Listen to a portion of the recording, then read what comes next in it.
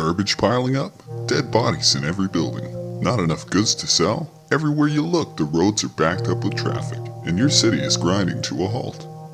Looks like it's time to discover why you're bad at City Skylines. The first step to getting better is to accept that these issues are the direct consequences of your poor management and city planning skills. Transportation and thorough understanding of the mechanics involved in the simulation are the keys to success for your cities.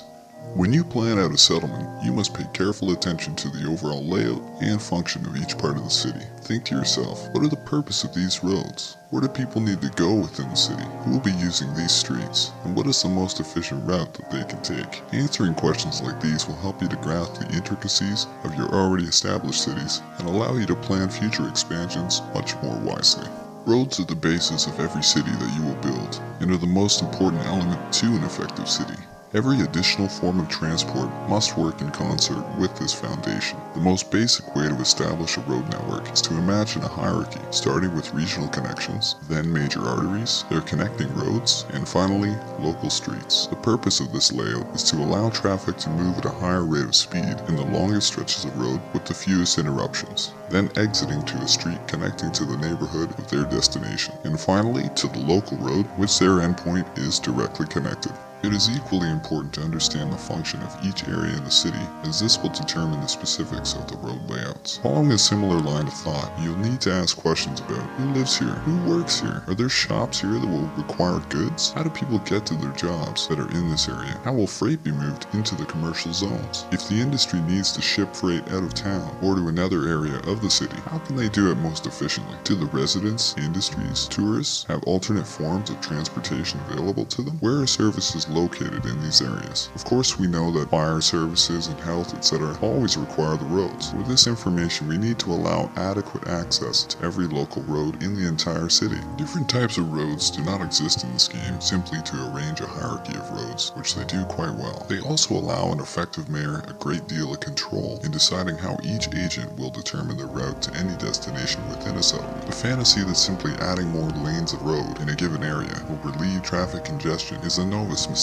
Traffic must move through this area because you set this point as the most effective way for those vehicles to reach their destinations. The true purpose of each type of road is clearly outlined in their description before they are constructed. Typically, the fewer lanes they have, the slower traffic is allowed to move through. Each agent will determine their route when they start their journey. They will not check the local news or listen to the radio and find any alternate path. They will decide based on two major factors: the shortest possible route and the highest possible speed. This means that anytime you're laying road for your city, you must have the local roads at the lowest possible speed, connecting roads slightly faster, then even faster for arterial roads, and finally a highway for regional traffic. This will allow vehicles to take a local road from their start point, find a path to the nearest connecting road, then any arterial or regional connection before finding an arterial connector and local road leading to their destination. Obviously, any destination that is closer to the start point should have alternatives that require fewer steps. After an efficient road layout has been established for your city, you can then construct additional transportation options for your citizens, visitors, and goods. Buses should be used to carry people along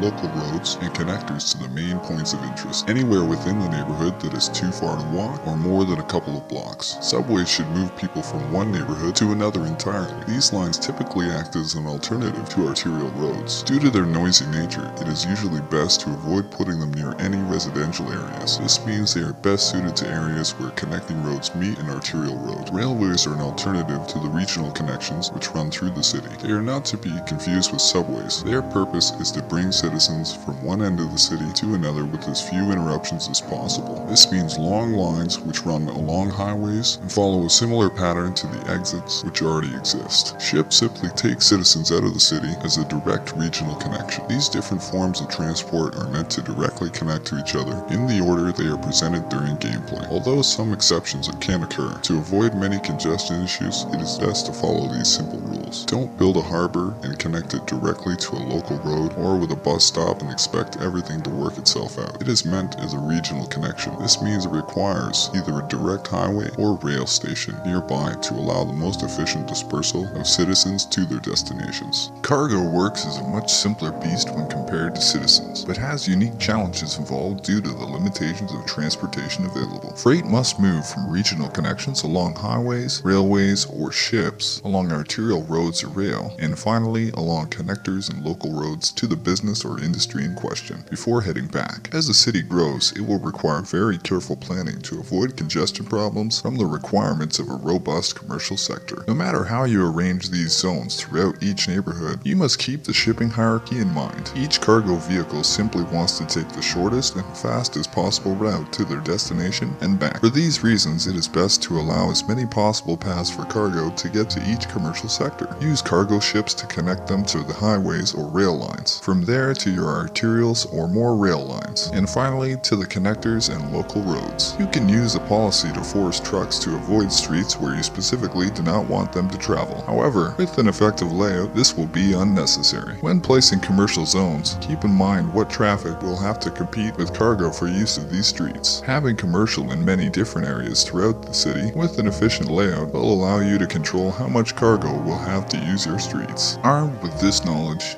you will be well on your way to mayoring like a champ. Take a look at some of your existing designs and start thinking about the hierarchy of roads. Where you've laid out your zones and services, now you should immediately realize why your city functions the way that it does. You cause all of the congestion problems within your domain. Only you have the power and tools at your disposal to fix these issues. Don't worry about getting everything right all at once or being afraid to experiment. Cities evolve and change over time. They must adapt to new circumstances and demands. The bulldozer is the scrub's best friend on the path to getting guderer.